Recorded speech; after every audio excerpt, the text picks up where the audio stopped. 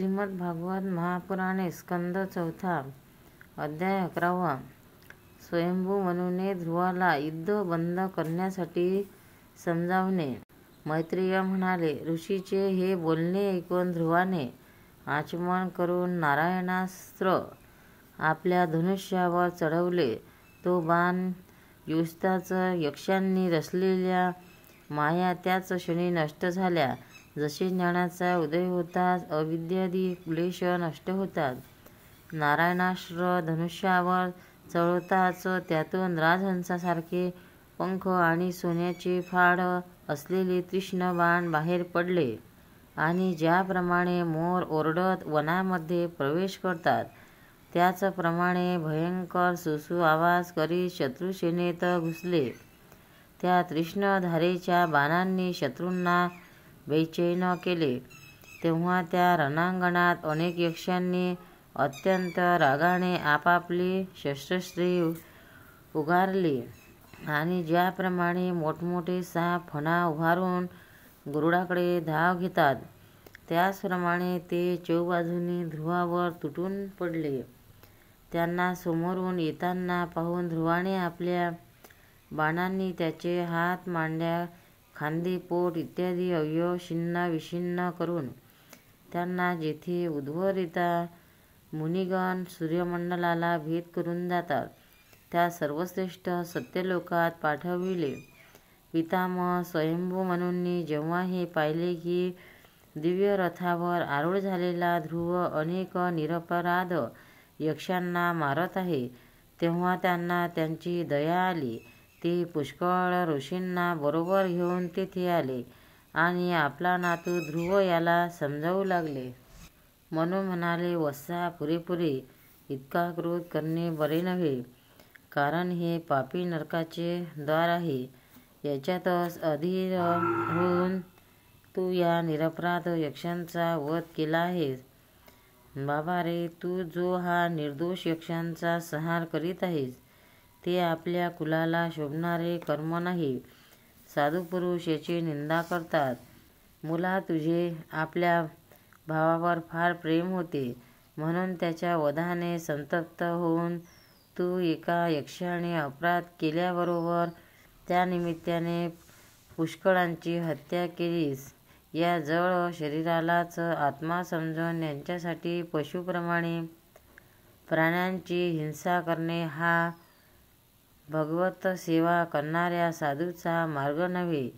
प्रभूची आराधना करणे फार कठीण आहे, परंतु तो बालपणी संपूर्ण भूताचे आश्रयस्थान असा श्रीहरीची सर्व भूतात्म भावनाने आराधना करून त्यांचे परमपद प्राप्त करून घेतले आहेस. तुला तर प्रभू आपल्या प्रिय भक्त समजतात आणि भक्त जनसुद्धा तुझा आदर करतात. तू साधुजनांचा मार्गदर्शक आहेस, तरीसुद्धा तू असे निंद कर्म असे केलेस. सर्वात्मा श्रीहरी आपल्यापेक्षा ज्येष्ठ पुरुषाबाबत सहनशीलता, कनिष्ठांच्याबद्दल दया, बरोबरीच्या लोकांबद्दल मित्रता आणि सर्वांशी समतेने वागण्यानेच प्रसन्न होतात. आणि प्रभू प्रसन्न झाल्यावर पुरुषत्वादी गुण आणि त्यांचे कार्यरूप लिंगशरीर यापासून मुक्त होऊन परमानंद स्वरूप अशी ब्रह्मपदाची प्राप्ती करून घेतो. देहरूपात परिणत झालेल्या पंचमहाभूतापासूनच या जगात स्त्रीपुरुष उत्पन्न होतात आणि पुन्हा त्यांच्या परस्पर समागमाने दुसऱ्या स्त्रीपुरुषांची उत्पत्ती होते. अशा प्रकारे भगवंताच्या मायेपासून सत्वादी गुणांमध्ये कमी जास्तपणा झाल्याने जशी भूतातून शरीरांची रचना होते त्याचप्रमाणे त्यांची स्थिती आणि प्रलयसुद्धा होतो. निर्गुण परमात्मा तर यांच्यामध्ये केवळ निमित्तमात्र आहे. त्यांच्या आश्रयानेच हे कार्य कारणात्मक जग चुंबकाच्या सानिध्याने लोखंड फिरावे तसे फिरत राहते. कालशक्तीमुळे क्रमशः सत्वादी गुणांमध्ये क्षोभ झाल्याने भगवंताची शक्तीसुद्धा सृष्टी इत्यादी रूपांमध्ये व्यक्त होते. म्हणून भगवंत अकर्ता असूनही जगाची निर्मिती करतात आणि संहार करणारे नसूनही त्याचा संहार करतात. खरोखर त्या अनंत प्रभूची लीला सर्वथैव अचिंतनीय आहे. कालस्वरूप अवयव परमात्माच स्वतः अंतरहित असूनही जगाचा अंत करणारे आणि अनादि असूनही सर्वांचे आदिकर्ता आहेत.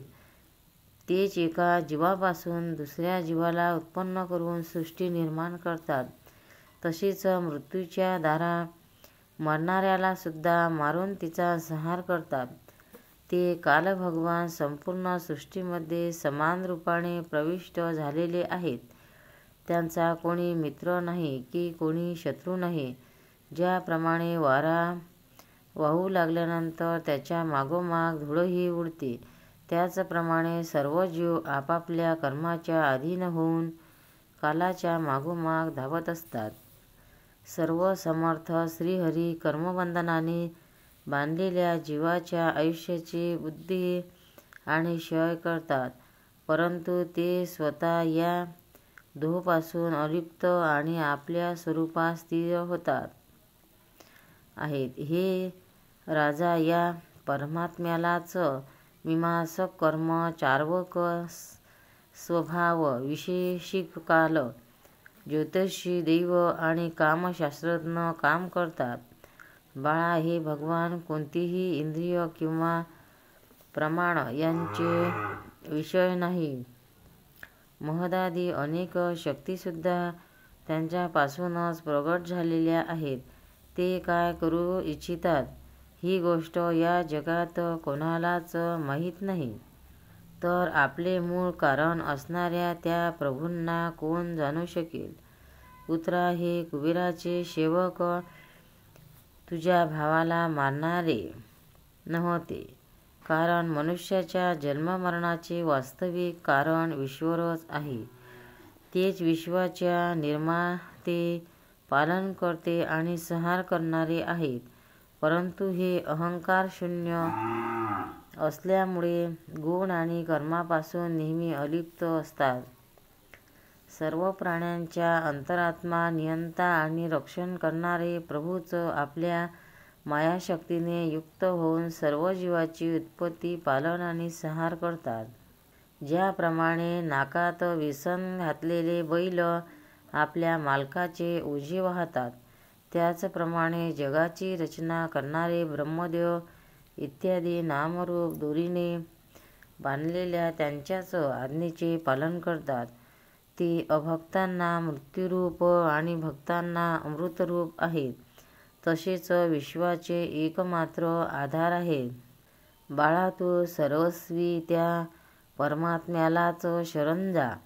हे बाळा, तू 5 वर्षाचा असतानाच आपल्या सावत्र मातेच्या कठोर वचनांनी व्यथित होऊन आईची मांडी सोडून वनामध्ये गेला होतास. तेथे तपश्चर्या करून, ज्या हृषीकेश भगवंताची आराधना करून तू त्रैलोक्याचेही वरचे ध्रुवपद प्राप्त केलेस आणि जे तुझ्या वैरभाव नसलेल्या सरळ हृदयामध्ये वात्सल्याने विशेष रूपाने विराजमान झाले होते.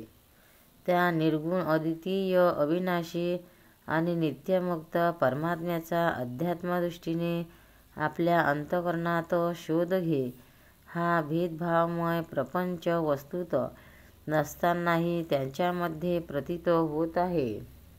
असे केल्याने सर्वशक्ती संपन्न परमानंद स्वरूप सर्वतोयामी भगवान अनंतामध्ये तुझी दृढ भक्ती उत्पन्न होईल आणि तिच्या प्रभावाने तू मी माझे या रूपाने दृढ झालेल्या अविद्यारूपी गाठीला छेदून टाकशील.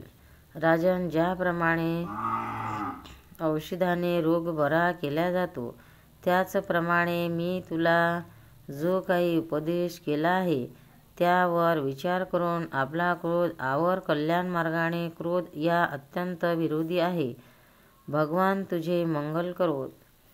क्रोधाधीन पुरुषाचे सर्वांना मोठे भय वाटते.